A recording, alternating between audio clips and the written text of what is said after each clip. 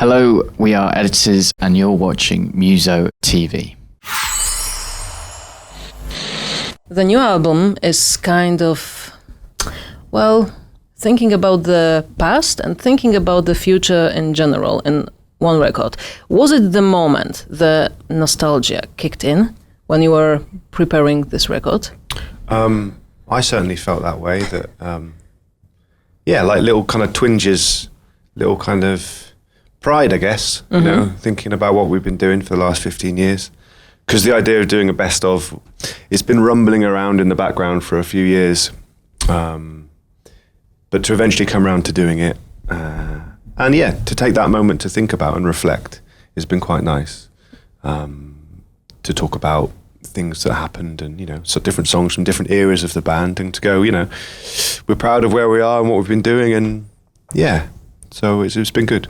Different eras, and I think that you had the same amount of albums with the old crew and the same amount of albums with the new crew. The new crew, yes, lads. Yeah, I'm the new crew. It was a perfect moment. Yeah. Some people say that when they prepare the best of album, they need to listen to their old records, and it tends to be difficult for many artists.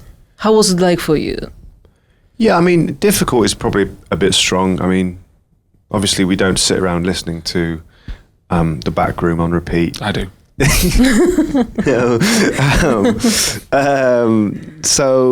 mean, I just found that whole process quite nice. I mean, I hadn't listened to, we play a lot of the songs still when we play live, so I still have a relationship with the material, but to go back and listen to those recordings and to remember, little memories of where we were at the time, and like Munich, we recorded that kind of in this weird gap between Christmas and New Year, when nobody normally works. So we were in Primrose Hill recording that really young, obviously very young, and it was just total magic, and so things like that.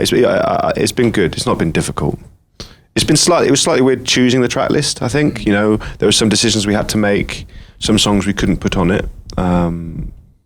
But we got there. The idea of what editor's best of is different where it depends geographically where you are. Different albums resonate in different ways in different territories. I think it's interesting for us. I think we quite like that aspect of our band. It doesn't feel like there is, nowhere sort of owns us totally. There's everywhere we go, people like a different record, and it makes it interesting for us playing every night to go and get a different response to different songs. Definitely. The territory for us, which is the most insane, I guess, is Belgium. So to have, I played No Sound But the Wind at a festival there on the piano on my own, and that recording of me doing it at that festival became a '1 single there. So that's quite a rare thing to happen. I actually can't think of an example of that happening with anyone anywhere. No. So that put us in a place there which was quite unique for us. So that was bonkers. We've done X Factor in Italy on the fourth record. That's pretty strange. That was pretty. So that's Wow, strange. I think this is surprising. Whenever we get put, surprising for us. Yeah. Whenever I think we all collectively, and from day one, I've always thought of this band as an alternative band. We always are most comfortable in the shadows. Doing our thing. So when we have at times in different parts of the world flirted with the mainstream, whether that's on the second record when we were at the Brits in England or those other things that we just talked about, it's kind of just a bit surreal, really. It's fun, it's cool, but it doesn't last for that long. So it's kind of like, okay, that's happened, now let's just go back and make In Dream or something like that. I don't know where I think we're more comfortable, doing that, really. But I think it's interesting from time to time. You don't shy away from doing it, once in a blue moon. Well, I think it's about the ride, isn't it? The journey. You've got to step up to it sometimes. It's definitely about the journey. Yeah. It's time to talk about your track lists, because there are tracks that you have to love and you would love to have on the album. Well, Justin, what's your favourite? Oh, what would I put on there that's not on there already, you mean? We can come back to you if you want, mate. Yeah, come back to me. Come back to me. Yeah, I think generally we all tend to like the sort of sadder, slower songs. So I think our best of would actually be quite There'd be a reach for people. Like I would probably have Bird of Prey on there. Oh yeah. The Big Exit, the Phone Book. What else? I'm on board with all of those choices. Maybe In This Light on This Evening. Yeah. Yeah, but they're all the ones that I'd put on as well. The Law, wow. Oh yeah, just stick the Law on as well, yeah. Basically, if it's low tempo, miserable, and too long, then it should be on there. Yeah. I completely agree, really. Well, it's surprising. Such a joyous band. Now you've got many tracks to choose from, so I guess it was a hard choice. Yeah, I mean, it was a discussion, and it didn't happen overnight. You know, when we decided to make it one CD, it was like, you know, you have a certain amount of time that you have to adhere to, and we had these 3 new songs kind of that we've been working on, and they didn't feel like we wanted them to be part of a new album or the next chapter. They felt like the end of this chapter. They felt connected to Violence in some way. So we felt it was important to put them on there, and so there were boundaries that we had to stick to, and that kind of helps, really. I don't think anybody wants a best of to be a double CD, really. You know, not really. No, not too long. 15 years. Wow. A little less for you guys, but we're coming back to you. Don't worry.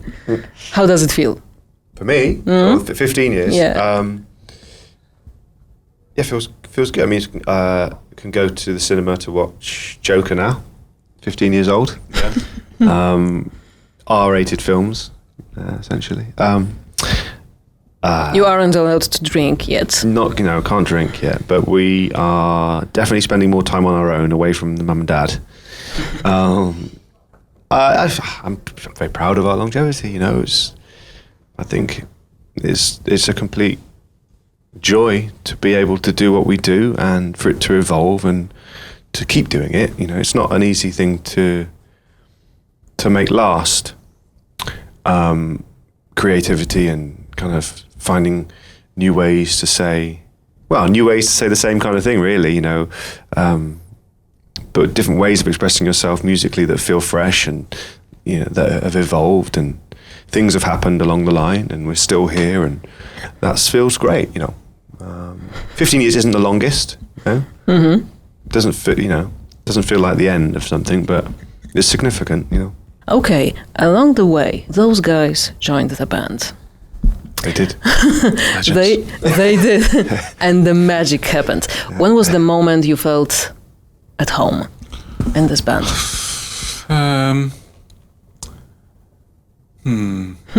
Should we come back to you on that, mate? No. When did we feel at home? Because we pretty much did the same thing together every day. I think it was probably after we did those shows. The first shows, yeah. When we started writing on the 4th record properly. Yeah, and we went back in to start writing for Weight of Your Love before we went to Nashville. It felt proper then. It felt like we were going to be a proper band and go and try and make this record together, and it was a band. Yeah, felt like a band. So I think that was it for me. Yeah, probably. There was a lot of just anticipation up to the first shows, and it felt like quite a lot of pressure just to get it right. So although things were going well, we obviously didn't know what the future sort of what was in the future. And now here we are, 7.5 years later. Yeah, actually more than 7.5, but just ages ago. And still feels exactly the same. How do you feel when you listen to the band's old records? Old records? Oh, good question. When I first started listening to them properly, it's because I had to learn all the parts. And Tom sent me the set list, a ridiculous set list, which was about 7 pages long. It was like, oh, we might be playing any of these, so you got to learn all these. And it was like, oh, Jesus Christ, how many songs? So going through... We were headlining like the biggest festival in Europe. You know, we couldn't rock up and do 6 songs. It was a long. Justin doesn't like homework. I don't like homework, but I did the homework. It was good. It's good to go through it. To be honest, I kind of discovered a lot more of the breadth of the band songs when learning them than I did from knowing them from their singles and tours and stuff. Back in the day, editors supported one of Justin's earlier bands. One of my old bands, yeah. So we'd actually share the stage with him. Yeah, many years ago, but we didn't talk to each other. No. Because they were cool. They were cool kids. We weren't cool kids. Neither of us were cool. So what made you call him? Flood. And Elliott. Yeah. We asked Justin to come and help us out because of Flood, the record producer, who made our third album and tried to make the fourth album with us. He was there when it was falling apart, and he saw what happened. He was there, he was part of that process of it becoming increasingly dark and it ending how it did. So he knew the kind of energy and person that we needed to maybe make it work again. And he'd made a record with Justin, and they were close. And he said, you should probably start with this guy. I think he might work in your dynamic. Elliott we knew from Airship, a band that had toured with us on the third record. So that we knew we got on. We were fairly close already, I think, really. And then. Yeah, you never know these things are going to work out. You make a decision in the moment and you say, well, okay, I think this is the right thing to do, and then you just move forward, don't you? And you see what happens. And there's two very important things you have to get on personally, but backstage and just as mates in the pub or whatever, and you have to get on creatively and. Not that you all have to think the same thing, but you have to be able to work together and communicate and make things. So there's two very different ways you have to click. So it was a risk, but here we are. A huge risk. Yeah. You trust your gut, I guess. I'm a solid choice, mate. I'm a solid choice. There's no risk there. I'm a solid team member. I'm a solid team member. Okay. People person. Yeah, but totally a people person. So the conversation that didn't happen then, when they were supporting you, was just waiting. Well, it's just one of those funny things, isn't it? It's a funny coincidence. Planned it all from the start. I actually planned it all from the start. Yeah, and it was a slow burn project that I was thinking about for years and years. I just wanted to see if it had wings itself first, you know what I mean, before I came in and improve things. Got things back on track. Here comes the improvement. Exactly, and then, Elliott in. It was really, I think the strange thing was Elliott knew everyone. So I didn't know anyone in the band when I started. You should talk to people. Yeah, but it would have helped. Yeah, but even then it would have been like, oh, you all right, mate? Yeah, mate, I'm all right. Passing in a dressing room. But it's quite strange, but very welcoming. Definitely. We were in a vulnerable state. We were, Yeah, and I totally took advantage of it by imprinting my, alpha male kind of thing. No, they were just everyone was open. I think that was the reason why everything works, is because from their side they were open. Yeah, no one was doing stuff. No one felt too precious, or I think it was just everyone wanted to try give it a shot, make it work. Just give it a shot. See how it went. went. If you're open to give it a shot, it's been funny doing this, talking about the past and how much this topic has come up in conversation. And, I didn't realise at the time, but it's a defining moment of our band, really. It must have been difficult to survive all those conflicts, let's call it like that, or difficult moments, that vulnerability and so on. Totally. I mean, when you start a band with your mates, and you start on this journey, and you do things that become things, like what we did on those first 3 records with Chris, and it's wonderful and exciting. But when you start to, try to make another record, and it starts to stop working, and that doesn't happen overnight. It's a gradual process of things kind of creaking to a stop. It's obviously really dark. We've committed our lives to doing what we do, and to start to think, oh shit, we can't do this anymore. Us 4 can't make music anymore. We can't get to a place that we're all happy with, and you start to go, fuck, what am I going to do? Like, you know, you have to go, well, you know, do I need to go back to college or something? Delivery was in its infancy then. Well, I had no idea it was that difficult. Well, of course, if you are a person putting music, art, you're a creative person that puts things out there for a living, and that stops working. Mm-hmm. That's as you ask yourself the biggest questions, don't you? So, you know, me, Russell, and Ed decided that we felt we could still do it, but without Chris. And I think that decision was fueled by the belief in the songs at the time. So a lot of those songs that we worked on with Flood and with Chris for that fourth record ended up being songs that we worked on with these two and became The Weight of Your Love. So, you know, we believed in the material. That helped. I guess give us confidence in making the decision. But we decided to move on without Chris, and we had this enormous show booked, which I wanted to cancel, and if that would have been the easier thing to do, but Ed and Russell didn't want to cancel it, and that's why they came initially, to do that gig. They didn't come to join the band to make a record with us. They came to do the gig because we had this thing booked in, and you know, here we are anyway. So of course that was the, you know, any good story needs conflict, doesn't it? It needs a moment where you hit rock bottom, and then you have redemption. Whatever doesn't kill you makes you stronger. Sometimes it works. Yeah. Sometimes it works. Or sometimes it just kills you. The band is alive, so so it's going great. Yeah. Okay, tell me more about the recording of your albums, because you've got 5 people and 5 different points of view. So how does it work when you go into the studio and someone says, no, we need to do an electronic record. No, we need more guitars. I think, well, generally those types of decisions are quite natural. It's weird. Yeah, no one ever says it. We don't sit around and go, oh, we're going to do this, and this is what it's going to be like. And we are an agendaless band. Yeah. We sort of, don't know, I think everyone, it's like everyone sort of has the same goal, I think, in mind. And it's like a weird psychic thing that you don't really need to talk about that much. We all sort of know where we're trying to head to.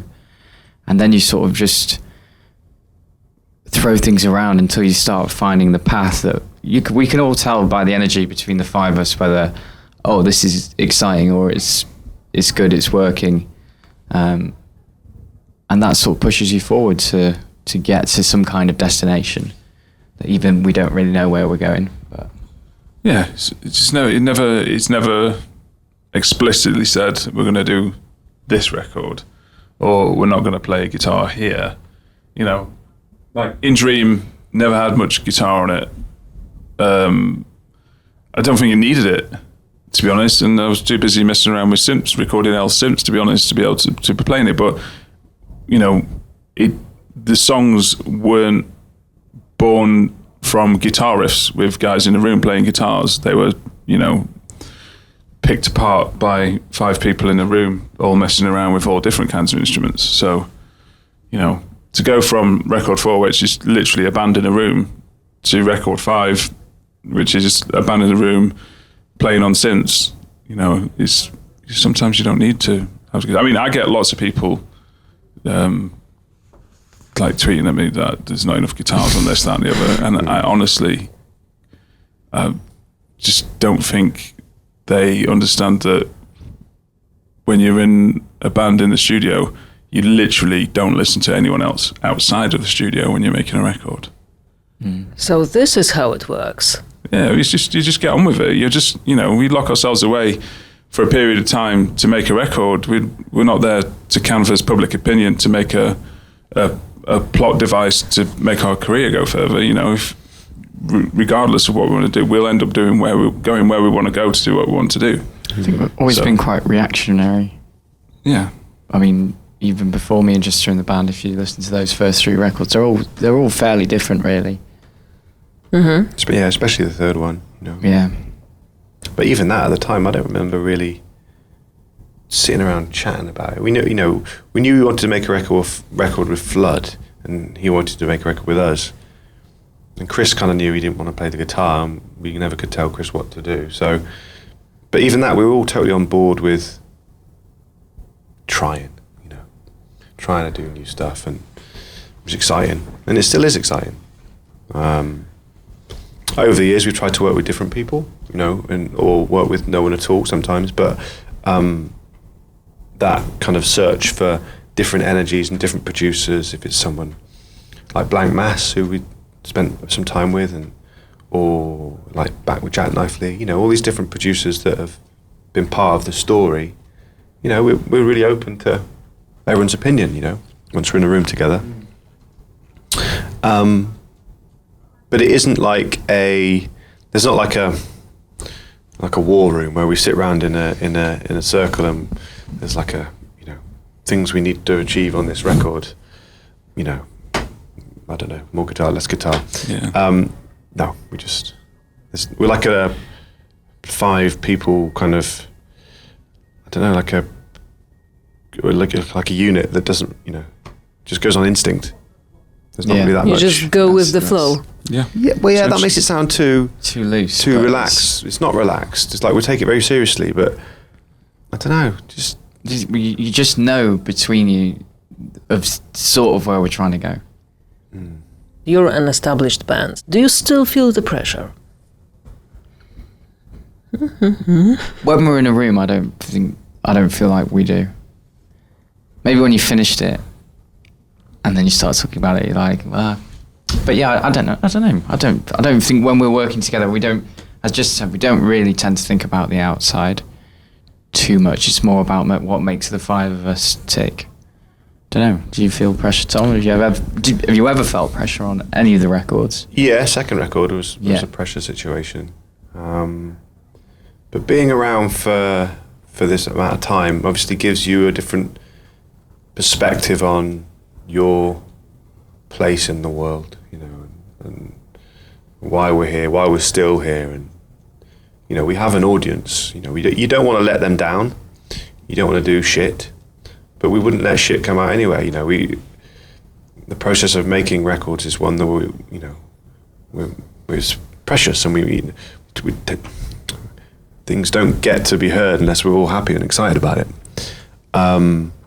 So though, and then you can start thinking about maybe the reception to certain records or how you're written about, certainly back home. And sometimes that can lead to thoughts of pressure or insecurity about your voice as artists or your artistry. Certainly when people belittle or undermine what you do, that can sting. And in the early days, that was really hard. Now, it doesn't happen so much, we kind of do what we do really, but, if people are negative, it's kind of, I don't know, it doesn't feel any weight to it anymore because we're still doing what we do, and it's like, it's still here, mate. It's legitimate, isn't it? Yeah. We're not trying to please everybody. That's, we understand you never can do that. Yeah. So yeah, I think there were times when making Violence where there was a bit of confusion stylistically where we were going. Like, we were going backwards and forward to Oxford and doing lots of different versions of all the songs, and like, what are we doing here? Yeah. Like, but even still, like, we so enjoy the process of being in the studio together now, and that kind of tinkering and playing with ideas and melodies and taking a song over there and going, no, that's not right, and then taking it over there. And, I don't know, it's still good fun. Still enjoy it. So. Okay, studio work or playing live? Studio work. Studio work. Ooh, that's I think all of us, surprising. yeah. I don't think that's to like belittle playing live or anything. I just think It's more enjoyable. that's what we do. We create. So being in a room together and making stuff, that initial inception is kind of the ultimate rush. I think that's the gold, and you get a different kick from playing live. But ultimately, playing live is, you do create moments and things, but it's not that inception point, is it? I don't think. Yeah. Is it more of a celebration playing live? And there's more time to delve into things when you're in the studio as well. Yeah. You know what I mean? There's a lot more time to try things out. Live, you're on your pop. Yeah. Obviously there's a repetitive nature of touring. which can not sap the fun out of it, but just doing the same thing every night, obviously brings its own set of issues. Also, would never complain about being a touring musician. For God's sake, it's a dream. We do still like being on stage and it's exciting. Yeah. But when if you were given the choice to tour till you're 70 or to just dick around in a studio making records till you're 70, dick around in the studio, win hands down. That choice isn't available to us, and we do need both. And what's quite interesting is how much of a bigger part of our story is playing live. Like one of the reasons, a huge reason why we're still here, isn't the actual records which we love making. It's the live performances and how much life the band has had in festivals, for example. Like some of those songs, when people first heard Papillon, the radios were like, what is this? This isn't what Editors should be, or what I'm used to. 2 summers down the line, that's the biggest song that we've ever had because of festivals and playing it in those outdoor spaces, and like people go, it's dark, but actually this is exciting. This is a rush, and this works well. Yeah, it works well, and I think a lot of our songs their lives have been ignited on those types of stages. No Sound But the Wind, and something like Frankenstein. Now we did it for 1 summer, and like it's huge, like in lives. Like, so it's for a band that people say make such miserable music or music that comes from a darker place. It works well on stage, and it's part of our story. When you go on tour, you play 100 shows? On the year that Violence came out, we did over 100 shows in that year. Yeah. So when we are touring, when we're busy, it's probably about that. Yeah. That's a lot. Mm-hmm. That's a lot. And being on tour for quite a long time. Suddenly you come back homes, and your lives look slightly different. How does it feel like when you go back from tour? It can be quite strange. I find it quite strange sometimes. I think it's just because you get into such a routine and you have a constant, it's just like a constant rush of being on stage every night, and then suddenly you come home and there's silence. Well, I don't have children. These guys. He doesn't have kids, so it's easy. It's pretty easy vibes for Elliott because he can just. No, I think it's easier for us. I think having the children forces you to switch back in. It's like you have no choice but to go. Your reality is like poor El's institutionalized. He's got nothing I'm to like. Sitting there in silence at home. His living room's like a dressing room. He's got the rider laid out. He doesn't understand why. What, 9 o'clock every night? He doesn't understand. What time on stage? Whereas if you have like. Kids. I guess so. You just get straight back into a routine. There's no like rest period. It's like, school run. Yeah. Go and take your kids to school. Yes. Oh, Dad's sad about not going on stage. Whatever. Take me to school. Help me with my homework. I do have to I do go and hide down my studio quite a lot, which kind of helps get back into civilian life. Civilians. Plus, you haven't got silence at homes. No. Far from it. Yeah. No silence. Yeah. Okay. Have you got your own equivalent of Creep? Creep? The song. The Radiohead song? Yeah, the Radiohead song. Wow. You mean for Editors? Yeah. What would Editors' Creep be? Oh.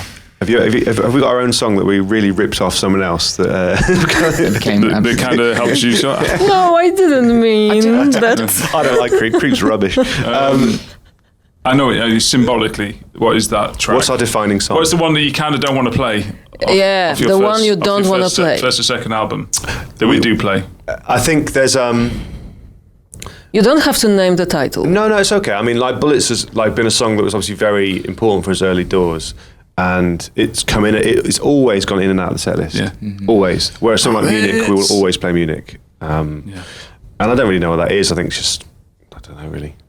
It's funny. You play songs for so long, it's weird, your relationship with it. I think Radiohead's relationship with Creep is, I get it more because they've, it's so different. But it's such a pigeonhole tune. It's like, you're the band that does that. Yeah. But they've gone on to be so different. From that time, yeah. But to be honest, it's like you never really had that problem because you just went on and did what you wanted to do anyway. Yeah, so it wasn't as big as Creep either, Bullets, No. unfortunately. Why not, mate? Because you could have smashed it a bit more. Extra couple of shows, you know, another trip to America. Yeah, I guess that would be it then, wouldn't it? Somewhat off the first record, anyway. Okay, so one more thing. We've got the greatest hits album. What's next? Don't know. Touring. I'm all quite looking forward to next year. You know, Back on the road. back on the road, and Elliott especially because he doesn't know what to do. And I don't know what to do myself. He can't wait. Yeah, Can't wait.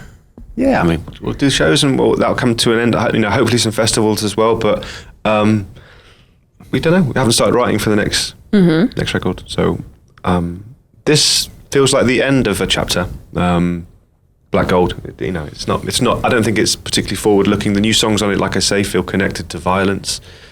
I don't think the next record will sound like those new songs, if I had to guess. So if you haven't started working on that album yet, No. it's going to be a surprise for you as well. Yeah. Yeah. Who knows? But I think we just, you know, we're all, you know, as we talked, you know, we tried to decide which of the last 3 records was the hardest to make, and we all kind of went, they were all quite good fun. Didn't really have any hard times making them, so we're in a good place creatively. So I think the idea of making new music is very exciting still. So Yeah. it's all good. Great. And if somebody doubts that you are a gloomy, dark band, look at the colors. Hey, we've got white trainers on though. It doesn't Yeah. count. Yeah. I mean, well, we are a gloomy dark band. Silly socks. Yeah. Let's face it. Yeah, you know, compared to most. Yeah. Luckily, I love gloomy, dark music. Yeah. There we go. Wonderful. Everybody likes to wallow.